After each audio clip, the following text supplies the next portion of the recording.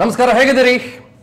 Election power centre actually ಬಹಳ powerful ಆಗಿ ನಿನ್ನೆಯಿಂದ ಅಧಿಕೃತವಾಗಿ ಶುರುವಾಗಿದೆ. ಕಾರಣ ನಿಮಗೆ ಗೊತ್ತು, ನಾನೇನು ಬಿಡಿಸಿ ಹೇಳಬೇಕಾಗಿಲ್ಲ. ಎಲೆಕ್ಷನ್ಗೆ ಡೇಟ್ಗಳು ಅನೌನ್ಸ್ ಆಗಿದ್ದಾವೆ. ನಮ್ಮ ಭಾರತದಲ್ಲಿ ಯಾವ ತರ ಅಂತಂದ್ರೆ 5 ವರ್ಷಕ್ಕೆ ಒಂದು ಸಲ ನಡೆಯುವ ದಿ ಫೆಸ್ಟಿವಲ್ ಆಫ್ ಡೆಮೋಕ್ರಸಿಯಲ್ಲಿ ಎಲೆಕ್ಷನ್ಗೆ ಡೇಟ್ ಅನೌನ್ಸ್ ಆಯಿತು ಅಂತಂದ್ರೆ ಸಾಕು, ಒಂದು ರೀತಿ ಸಂಚಲನ ಶುರುವಾಗ್ಬಿಡತ್ತೆ. ಎಲ್ಲರೂ ಕೂಡ ಪುಟಿದೆದ್ದು ಬಿಡ್ತಾರೆ. ವಾವ್, ಎಲೆಕ್ಷನ್ನು ಅನ್ನುವ ಕುತೂಹಲ, ಅನ್ನುವ ಹುಮ್ಮಸ್ಸು ಅವರೆಲ್ಲರನ್ನೂ ಕೂಡ ಕಾಡುವುದಕ್ಕೆ ಶುರು ಮಾಡಿಬಿಡುತ್ತೆ. ಸೇಮ್ ಪೊಸಿಷನ್ ವಿ ಆರ್ ಇನ್ 2014ರಲ್ಲೂ ಕೂಡ ಎಲೆಕ್ಷನ್ ಅನೌನ್ಸ್ ಆದಾಗ 9 ಫೇಸ್ಗಳಲ್ಲಿ ಬಹಳ ಎಕ್ಸೈಟ್ಮೆಂಟ್ ಇತ್ತು. ಏನಾಗಬಹುದು ಅನ್ನುವ ಕುತೂಹಲಗಳಿತ್ತು. ಯಾರು ಬರಬಹುದು ಅನ್ನುವ ಚರ್ಚೆ ಇಡೀ ವಿಶ್ವದಾದ್ಯಂತ ಆಗ್ತಾ ಇತ್ತು. ನೆನಪಿರ್ಲಿ, ಕೇವಲ ದೇಶಾದ್ಯಂತ ಅಲ್ಲ, ಭಾರತದ ಚುನಾವಣೆ ಮತ್ತು ಭಾರತದಲ್ಲಿ ಬರುವ ಸರ್ಕಾರ ಯಾವುದು ಅನ್ನೋದನ್ನ ವಿಶ್ವದಾದ್ಯಂತ ಇರುವ ಎಲ್ಲ ಪ್ರಮುಖ ರಾಷ್ಟ್ರಗಳು ಗಮನಿಸ್ತಾ ಇರ್ತವೆ, because of its own importance. ಆದರೆ ಬದಲಾದ ಕಾಲಘಟ್ಟ, ಬದಲಾದ ರಾಜಕೀಯ ಸನ್ನಿವೇಶ 2014ರ ರೀತಿ ಈ ಹಂತದಲ್ಲಿ ಇಲ್ಲದೆ ಇದ್ರೂ ಕೂಡ ಅದಕ್ಕಿಂತ ಬಹಳ ವಿಭಿನ್ನವಾಗಿರುವ ಸಿಚುಯೇಷನ್ ಇದೆ. ಇವರು ಮಹಾಗಠಬಂಧನ್ ಅಂತ ಓಡಾಡ್ತಾ ಇದ್ದಾರೆ. ಕಾಂಗ್ರೆಸ್ ಮತ್ತು JDS ಇಲ್ಲಿ ಕರ್ನಾಟಕದಲ್ಲಿ ಒಂದಾಗಬೇಕು ಅಂತ ಕಿತ್ತಾಡ್ತಾ ಇದ್ದಾರೆ. ಈ ಕ್ಷಣದವರೆಗೂ ಕೂಡ ಅವರು ಕಿತ್ತಾಡ್ಕೊಂಡಿದ್ದೇ ಬಂತು, ಹೊರತುಪಡಿಸಿದ್ರೆ ಯಾವುದೇ ನಿರ್ಧಾರಕ್ಕೆ ಬರೋದಕ್ಕೆ ಸಾಧ್ಯ ಆಗಲಿಲ್ಲ. ಪ್ರಾಬಬಲಿ ಬೈ ಟುಡೇ ಎಂಡ್ ಏನೋ ಒಂದು ಸ್ವಲ್ಪ ನಿರ್ಧಾರಕ್ಕೆ ಬರಬಹುದು ಅಂತ ಹೇಳಲಾಗ್ತಾ ಇದೆ. 2ನೇ ವಿಷಯ. 3ನೇದು, ನಾನು ಮಹಾಗಠಬಂಧನ್ ಬಗ್ಗೆ ಮಾತನಾಡಬೇಕು ಅಂತಂದಾಗ ಎಲೆಕ್ಷನ್ ಡೇಟ್ ಅನೌನ್ಸ್ ಆದರೂ ಕೂಡ ಬಹಳಷ್ಟು ಕಡೆಗಳಲ್ಲಿ ಇವರ ಮಹಾಗಠಬಂಧನ ಯಾವ ಘಟಬಂಧನವಾಗಿದೆ, ಬಹಳ ಜನ ಹಠ ಹಿಡ್ಕೊಂಡು ಕೂತ್ಕೊಂಡಿದ್ದಾರೆ. ಮಹಾಗಠಬಂಧನದಲ್ಲಿ ಎಲ್ಲಾಗಿದೆ ರೀ ಅನ್ನೋ ಪ್ರಶ್ನೆ ನನ್ನಲ್ಲಿ ಪ್ರಮುಖವಾಗಿ ಇವತ್ತು ಕಾಡ್ತಾ ಇದೆ. 3ನೇದು. 4ನೇದು, ರಿಪಬ್ಲಿಕ್ ಮತ್ತು ಸಿ ವೋಟರ್ ಸಮೀಕ್ಷೆ ಬಂದಿದೆ.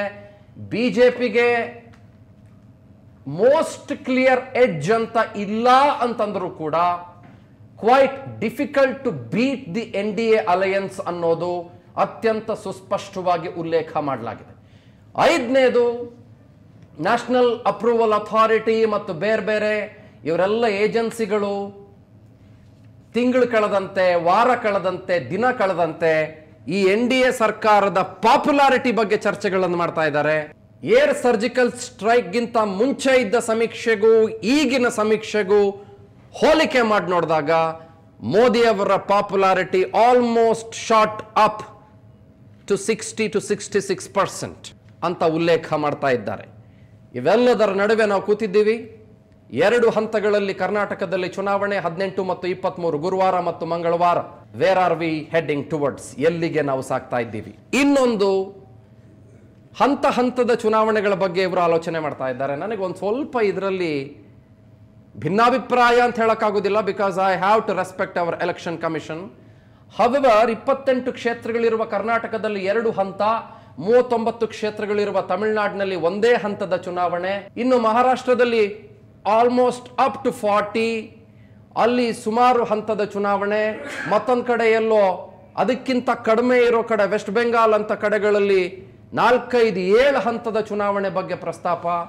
ಮಣಿಪುರದಂಥ ಕಡೆಗಳಲ್ಲಿ 2, ತ್ರಿಪುರಾದಂಥ ಕಡೆಗಳಲ್ಲಿ ಕೇವಲ ಬೆರಳಿಕೆಯಷ್ಟು ಕಾನ್ಸ್ಟಿಟ್ಯೂನ್ಸೀಸ್ ಇರುವ ಕಡೆಗಳಲ್ಲಿ, ಕೆಲವು ಕಡೆಗಳಲ್ಲಿ ಹಂತಗಳಲ್ಲಿ ಚುನಾವಣೆ ಫೇಸ್ ಮಾಡ್ತಾ ಇದ್ದಾರೆ. These are all the questions I have right now.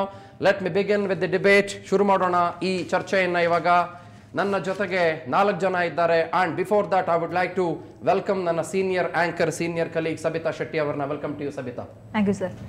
ಹಾಗೆ ನಾನು ಏನಂತ ಕರೀಲಿ ಅವ್ರನ್ನ ಅನ್ನೋದು ಒಂದು ಸ್ವಲ್ಪ ಕನ್ಫ್ಯೂಷನ್ ಇದೆ. ರಾಘವೇಂದ್ರ ರಾವ್ ಅವರಂತ ಕರಿತೀನಿ.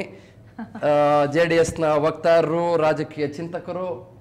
JDSನ ವಕ್ತಾರರು ನಾನು ಸದ್ಯದ ಮಟ್ಟಿಗೆ ಸ್ವಲ್ಪ ಈ ಕಡೆ ಇಟ್ಟು ಒಂದು 10 ಹೆಜ್ಜೆ ದೂರ ಇಟ್ಬಿಟ್ಟು ರಾಜಕೀಯ ಚಿಂತಕರು ಅಂತ ಕರಿತೀನಿ. ರಾಜಕೀಯ ಚಿಂತಕರು ಅಂತ ನಾನು ನಿಮ್ಮನ್ನು ಕರೆದಿರುವಾಗ JDS ಬಗ್ಗೆ ನೀವು ಬ್ಯಾಟ್ ಮಾಡೋ ಆಗಿಲ್ಲ. It is a promise you have to give me today. Okay, thank you very much. Welcome to the show sir. ಹಾಗೆ ಚಂದ್ರಶೇಖರ್ ಇದ್ದಾರೆ ನನ್ನ ಜೊತೆಗೆ, ಬಿಜೆಪಿ ವಕ್ತಾರರು. ನಮಸ್ಕಾರ ಸರ್. ಹಾಗೆ ನಾಗೇಂದ್ರ ಅವರಿದ್ದಾರೆ. ಈಗ ಈ ಕ್ಷಣದವರೆಗೆ, ಈ ಹೊತ್ತಿಗೆ ನಾಗೇಂದ್ರ ಅವರು JDSನ ಅಧಿಕೃತ ವಕ್ತಾರರು. ನಮಸ್ಕಾರ, welcome to the show. Peter ಇದ್ದಾರೆ, ಪ್ರವೀಣ್ ಪೀಟರ್, ಕಾಂಗ್ರೆಸ್ನ ವಕ್ತಾರರು. ಪ್ರವೀಣ್ ನಮಸ್ತೆ, ಹೌ ಆರ್ ಯು? ಈ ಸಮೀಕ್ಷೆಯಲ್ಲಿ ಒಂದು ಸ್ವಲ್ಪ ಪೆಟ್ಟಿದೆ ಬಿಜೆಪಿ ಅವರಿಗೆ, NDA ಮೈತ್ರಿಕೂಟಕ್ಕೆ ಅಂತ ಹೇಳ್ತಾ ಇದ್ದಂಗೆನೆ ಕಾಂಗ್ರೆಸ್ನವರಲ್ಲಿ ಒಂದು ರೀತಿಯ ಕಿರುನಗೆ, ಒಂದು ರೀತಿಯ ಕಳ್ಳನಗೆ, ಒಂದು ರೀತಿಯ ಚೆನ್ನಾಗಿರುವ ನಗೆ ಎಲ್ಲವೂ ಕೂಡ ಬಂದಿದೆ. That is quite natural. I appreciate it, Praveen. No problem. I totally appreciate it, and I totally appreciate Nagendra avarnu kuda for the beautiful smile on your faces. Be happy and keep smiling. Okay, hagidre yen helutte ee survey? Okay, as we talk, ನಾವು debate ಮಾಡ್ತಿರುವ ಹಾಗೆ ನನ್ನ ತಲೆ ಮೇಲೆ ನೀವು ಗಮನಿಸ್ತಾ ಇದ್ದೀರಲ್ಲ, ಎಲ್ಲ ಹೋಗ್ತಾ ಇದೆ ನಿಮಗೆ. ಬೇರೆ ಬೇರೆ ಈ ಸರ್ವೆಗಳು ಏನು ಹೇಳ್ತವೆ ಅದು ಇದು ಎಲ್ಲ ಗಮನಿಸ್ತಾ ಇದ್ದೀರಿ. CO2 ಸಮೀಕ್ಷೆ ಏನು ಹೇಳುತ್ತೆ ಎಲ್ಲ ಗಮನಿಸ್ತಾ ಇದ್ದೀರಿ. This is going to be a marathon debate. ಎಲ್ಲ ವಿಷಯಗಳನ್ನು ಚರ್ಚೆ ಮಾಡೋಣ. ಭಾಳ ಜನ ಗೆಸ್ಟ್ಗಳು ಚೇಂಜ್ ಆಗ್ತಾ ಇರ್ತಾರೆ, ಅವರೆಲ್ಲರೂ ಕೂಡ ಜಾಯ್ನ್ ಆಗ್ತಾ ಇರ್ತಾರೆ. ಭಾಳ ನ್ಯೂಟ್ರಲ್ ಆಗಿರುತ್ತೆ debate. I am not taking any party sides at all, and I never take it. Praveen ಅನ್ಬೋದು, ಏನು ಸಾರ್ ನೀವು BJP ಅಂತೀರಾ ಅಂತ. ಇಲ್ಲ ಸರ್, ದೇವರಣಗಳು ಇಲ್ಲ, ಹಂಗೆಲ್ಲ ಅನ್ಕೋಬೇಡಿ ನೀವು. ಓಕೆ, ಪ್ರವೀಣ್ ಅವರಿಂದ ಶುರು ಮಾಡೋಣ. ಏನನ್ಸುತ್ತೆ ಪ್ರವೀಣ್ ನಿಮಗೆ? ಮೊದಲನೇದಾಗಿ ಚುನಾವಣಾ ದಿನಾಂಕ ಏನು ನಿಗದಿಯಾಗಿದೆ, ನಮ್ಮ ಪಕ್ಷದ ವತಿಯಿಂದ ನಾವು ಅದನ್ನು ಸ್ವಾಗತ ಮಾಡ್ತೇವೆ. ಕಳೆದ ಬಾರಿ ಒಂದೇ ಫೇಸಲ್ಲಿ ಆಗಿತ್ತು ಚುನಾವಣೆ. ಈ ಸತಿ 2 ಫೇಸಲ್ಲಿ ನಾವೇನು ಹೋಗ್ತಾ ಇದ್ದೀವಿ, ಇದರಲ್ಲಿ ಅನುಕೂಲನೂ ಇದೆ, ಅನಾನುಕೂಲನೂ ಇದೆ. ಅನುಕೂಲ ಏನಪ್ಪ ಅಂದರೆ 2 ಫೇಸು ಸ್ಟ್ರೆಚ್ ಆಗಿರೋದ್ರಿಂದ ಫಸ್ಟ್ ಫೇಸಲ್ಲಿ ನೋಡೋದಾದರೆ ಬೆಂಗಳೂರು, ಹಳೆ ಮೈಸೂರು, ತುಮಕೂರು, ಕೋಲಾರ ಈ ಭಾಗದಲ್ಲಿ ಎಲ್ಲಿ ನಮ್ಮ ಕಾಂಗ್ರೆಸ್ ಮೈತ್ರಿ ಸರ್ಕಾರ, ಕಾಂಗ್ರೆಸ್ ಮತ್ತು JDSನ ಪ್ರಭಾವ ಎಲ್ಲಿ ಹೆಚ್ಚಿದೆ, ಪ್ರಾಬಲ್ಯತೆ ಎಲ್ಲಿ ಹೆಚ್ಚಿದೆ, ನಾವು ಹೈ ಕಾನ್ಸಂಟ್ರೇಟ್ ಮಾಡಿ ಜಾಸ್ತಿ ಒತ್ತು ಕೊಟ್ಟು ಕೆಲಸ ಮಾಡಿ ಆ ಒಂದು ಚುನಾವಣೆ ಮುಗಿಸಿದ ನಂತರ ಈ ಉತ್ತರ ಕರ್ನಾಟಕ ಭಾಗ, ಹೈದರಾಬಾದ್ ಕರ್ನಾಟಕ ಭಾಗ, ಮುಂಬೈ ಕರ್ನಾಟಕ ಭಾಗದಲ್ಲಿ ನಾವು ಕಾರ್ಯಕರ್ತರನ್ನ ಹುರಿದುಂಬಿಸೋದ್ರಲ್ಲಿ ಹೆಚ್ಚಿನ ಸಮಯ ಕೊಡ್ಬೋದು ಅನ್ನೋದು ಒಂದು. ಎರಡನೇದೇನಪ್ಪ ಅಂದರೆ ರಾಷ್ಟ್ರ ವ್ಯಾಪ್ತಿ ನೋಡಿದ್ರೆ 7 ಫೇಸಸ್ ಎಲೆಕ್ಷನಲ್ಲಿ ಫೇಸ್ ವೈಸ್ ಡಿವಿಷನ್ ಹೆಂಗಾಗಿದೆ ಅಂದರೆ, ಕೆಲವೊಂದು ರಾಜ್ಯಗಳಲ್ಲಿ ಫಾರ್ ಎಕ್ಸಾಂಪಲ್ ತಾವು ಹೇಳ್ದಂಗೆ ವೆಸ್ಟ್ ಬೆಂಗಾಲಲ್ಲಾಗಿರ್ಬೋದು, ಮಣಿಪುರ್ ಅಂತ ಸಣ್ಣ ರಾಜ್ಯದಲ್ಲಾಗಿರ್ಬೋದು, ಕೆಲವೊಂದು ರಾಜ್ಯಗಳಲ್ಲಿ 5 ಕಾನ್ಸ್ಟಿಟ್ಯೂನ್ಸಿಗೆ 5 ಫೇಸ್ 6 ಫೇಸ್ ಸ್ಟ್ರೆಚ್ ಆಗಿದೆ. ಅದು ಯಾವ ಉದ್ದೇಶಕ್ಕಾಗಿ ಆಗಿದೆ, ಅಲ್ಲಿ ಯಾರಿಗೆ ಅನುಕೂಲ ಆಗುತ್ತೆ ಅನಾನುಕೂಲ ಆಗುತ್ತೆ ಅನ್ನೋದು ವಿಚಾರ ಮಾಡೋಂಥ ಒಂದು, ನಾನು ನಿಮ್ಗೆ ಉತ್ತರ ಕೊಡ್ತೀನಿ ಅದಕ್ಕೆ. ಅದೊಂದು. ಇನ್ನೊಂದೇನಪ್ಪ ಅಂದರೆ, ಕಳೆದ 5 ವರ್ಷದ ಮೋದಿ ಸರ್ಕಾರದ ವೈಫಲ್ಯತೆ ಏನಿದೆ, ಈ ಉದ್ಯೋಗ ಸೃಷ್ಟಿಲಾಗಿರ್ಬೋದು ಯುವಕರಿಗೆ ಮುಖ್ಯವಾಗಿ, ಆಮೇಲೆ ಡಿಮಾನಿಟೈಸೇಷನ್ ಅಂತ ತಂದ ಮೇಲೆ ಅಲ್ಲಿ ಲೈನಲ್ಲಿ ನಿಂತು ಕ್ಯೂವಲ್ಲಿ ನಿಂತು ರೈತರಾಗಲಿ, ಕಾರ್ಮಿಕರಾಗಲಿ, ಬಡವರ್ಗದವರಾಗಲಿ ಅವರ ಹಣವನ್ನು ತಗೊಳ್ಳೋದಕ್ಕೆ ಕಷ್ಟಪಟ್ಟು ಲಾಠಿ ಇಟ್ಟು ತಿಂದಂಥ ಸಮಯ ಆಗಿರ್ಬೋದು. ರೈತರ ಬಳಗಕ್ಕೆ ಮೋದಿ ಸರ್ಕಾರ ಯಾವ ರೀತಿ ಕಡೆಗಣಿಸ್ತಾ, ಆ್ಯಂಟಿ ಇನ್ಕಂಬೆನ್ಸಿ ಅನ್ನೋದು ಯಾವುದೇ ಒಂದು 5 ವರ್ಷ ಆಳಿದ ಸರ್ಕಾರಕ್ಕೆ ನ್ಯಾಚುರಲಿ ಇದೆ. ಆ ಒಂದು ಆ್ಯಂಟಿ ಇನ್ಕಂಬೆನ್ಸಿನ ನಾವು ಎನ್ಕ್ಯಾಶ್ ಮಾಡ್ಕೊಳ್ತೀವಿ. ಯಾಕಂದರೆ ನಾವು ಕಾಂಗ್ರೆಸ್ ಪಕ್ಷದ ವತಿಯಿಂದ 2 ತಿಂಗಳು ಮುಂಚೆನೇ ನಾವು ಯಾವ್ಯಾವ ವಿಧಾನಸಭಾ ಕ್ಷೇತ್ರವಾರು ಇನ್ಚಾರ್ಜ್ಗಳು ಕೊಟ್ಟು ಆಲ್ರೆಡಿ ಕೆಲಸ ಶುರು ಮಾಡಿದ್ದೀವಿ.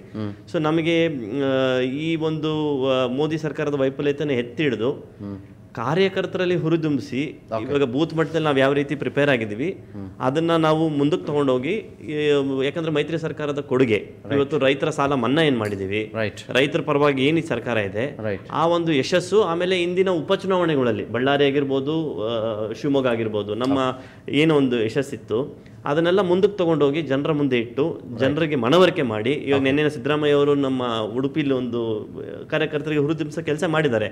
ಇನ್ನು 1.5 ತಿಂಗಳು ನಾವೆಲ್ಲರೂ ಮನೆ ಬಿಟ್ಟು ಕಾರ್ಯಕರ್ತರೆಲ್ಲ ಆ ಸೇನಾನಿಯಾಗಿ ಪ್ರತಿ ಮನೆಗೂ ಹೋಗಿ ನಮ್ಮ ವಾರ್ ಫುಟಿಂಗ್ ಬೇಸಿಸ್ ಅಲ್ಲಿ ನಾವು ಕೆಲಸ ಮಾಡಬೇಕಾಗ್ತದೆ. ಈ ಎಲ್ಲ ಒಂದು ದೃಷ್ಟಿಯಿಂದ ನಾವು, ಯಾಕಂದ್ರೆ ಇವಾಗ ನೋಡಿ ತಾವು ಸರ್ವೇಲಿ ಏನ್ ತೋರಿಸಿದ್ರಿ, it is very very premature ಅನ್ಸುತ್ತೆ. ಯಾಕಂದ್ರೆ ಡಿಪ್ ಟೆಸ್ಟ್ ಯಾವ ರೀತಿ ಆಗಿದೆ, it is just a survey. ಅದರ ಜೊತೆಗೆ ಕೆಲವೊಂದು ರಾಜ್ಯಗಳಲ್ಲಿ ತಾವೇನ್ ತೋರಿಸಿದ್ರಿ, ತಮಿಳ್ನಾಡು ಆಗಿರ್ಬೋದು, ಆಂಧ್ರ ಆಗಿರ್ಬೋದು, ಇವಾಗ ಮಹಾಗಠಬಂಧನ್ ತಾವೇ ಹೇಳಿದ್ರಿ, ನಾವು ಯಾವ ರೀತಿ ಅದನ್ನ ಇನ್ನ ಗಟ್ಟಿಪಡಿಸ್ಕೊಳ್ತೀವಿ ಅನ್ನೋದು ಒಂದು ಪ್ರಶ್ನೆ ಇದೆ. ಗಟ್ಟಿಬಂಧನ್ ಮಾಡ್ಕೊಳ್ಳಿ ಫಸ್ಟ್. ಆ ಗಠಬಂಧನ್ ಆಗ್ತದೆ ಇವಾಗ. ಯಾಕಂದ್ರೆ ಇದು ರಾಷ್ಟ್ರ ವ್ಯಾಪ್ತಿ ನಡೀತಿರೋ ಚುನಾವಣೆ ಇರೋದ್ರಿಂದ ಬಾಪ್ಕ ಚುನಾವಣೆ ಅಂತ ಏನ್ ಹೇಳಿದ್ರಿ, ಇದು ಒಂದು ಫೆಸ್ಟಿವಲ್ ಆಫ್ ಡೆಮಾಕ್ರಸಿ, ಈ ಪ್ರಜಾಪ್ರಭುತ್ವದ ಒಂದು ಇದಿದೆ. ಯಾಕಂದ್ರೆ ಆ ನಾಡಿ ಮಿಡಿತನ ನಾವು ಒಂದು ಸರ್ವೇಲಿ ಕಂಡಿಡ್ಕೊಳ್ತೀವಿ, ಇಲ್ಲ ಒಂದ್ ಇದ್ರಲ್ಲಿ ಗೊತ್ತಾಗುತ್ತೆ ಅನ್ನೋದಿಲ್ಲ. ಯಾಕಂದ್ರೆ ಇದು ರಾಷ್ಟ್ರ ವ್ಯಾಪ್ತಿ ನಡೆಯುವಂತ. ನಾನು ಸರ್ವೇನ ಸಮರ್ಥನೆ ಮಾಡ್ಕೊಳ್ತಾನೆ ಇಲ್ಲ. ಹೌದು, ನಾನೇನ್ ಸರ್ವೇಲ್ ಬಂದಿರೋದೆಲ್ಲ ತಲೆ ಮೇಲೆ ಹೊಡೆದಂಗೆ ಹಂಗೆ ಬರುತ್ತೆ ಅಂತ ಯಾವತ್ತಿಗೂ ನಿಮ್ಗೆ ಹೇಳಲೇ ಇಲ್ಲ. ನಿಜ. ನಾನ್ ನಿಮ್ಗೆ ಮೊದಲೇ ಡಿಸ್ಕ್ಲೈಮರ್ ಕೊಟ್ಟೆ, ಸರ್ವೆ ಇಸ್ ಎ ಸರ್ವೆ.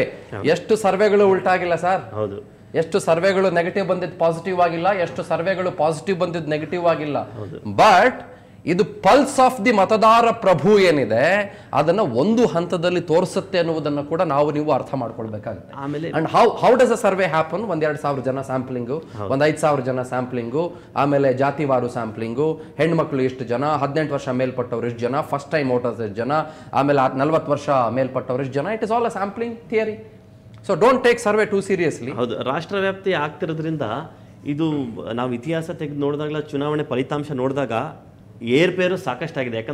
ಬೇಕಂದ್ರೆ ಎಲ್ಲ ರಾಜ್ಯಗಳ ನಾಡಿ ಮಿಡಿತ ಸಿಗೋದು ಬಹಳ ಕಷ್ಟ ಅನ್ಸುತ್ತೆ ಸರ್ವೆಗಳಲ್ಲಿ. ವಿಧಾನಸಭಾ ಚುನಾವಣೆಗಳಲ್ಲೇ ಸರ್ವೆ ಏರ್ಪೇರುಗಳಾಗಿದೆ, ನಾವು ನೋಡಿದ್ದೀವಿ. ಈ ರಾಷ್ಟ್ರವ್ಯಾಪ್ತಿ ಆಗಿರೋದ್ರೆ ಆ ಮೂಡ್ನ ನಾವು ಜಡ್ಜ್ ಮಾಡ್ಲಿಕ್ಕೆ ಅಷ್ಟು ಸುಲಭ ಆಗಲ್ಲ. ಯಾಕಂದ್ರೆ ಕಂಪ್ಲೀಟ್ ರಾಷ್ಟ್ರವ್ಯಾಪ್ತಿ ಆಗಿರೋದ್ರಿಂದ ಅದರದೇ ಆದಂತ ಚಾಲೆಂಜಸ್ ಇದೆ. ನಾನು ಇವತ್ತು ನಿಮಗೆ ಒಂದು ಮಾತು ಹೇಳ್ತಾ ಇದ್ದೀನಿ, power TV is going to have a survey very soon, most authentic survey ಮತ್ತು ಬಹಳ ಸೈಂಟಿಫಿಕ್ ಆಗಿರುವ ಸರ್ವೆ. Wait for it. ಅವತ್ತು ಪ್ರವೀಣ್ ಪೀಟರ್ ಅವರನ್ನ ಮತ್ತು ಇಲ್ಲಿರುವ ಎಲ್ಲರನ್ನೂ ಕೂಡ ನಾನು ಕರೆಸಬೇಕು ಅನ್ನೋ ಅಭಿಲಾಷೆ ನಂದು. Let us talk about it. We are going to have a beautiful survey very very very soon.